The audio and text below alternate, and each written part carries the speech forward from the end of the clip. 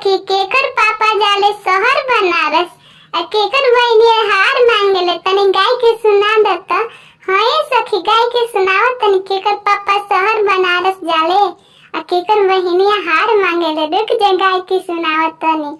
केकर पापा जाले शहर बनारस केकर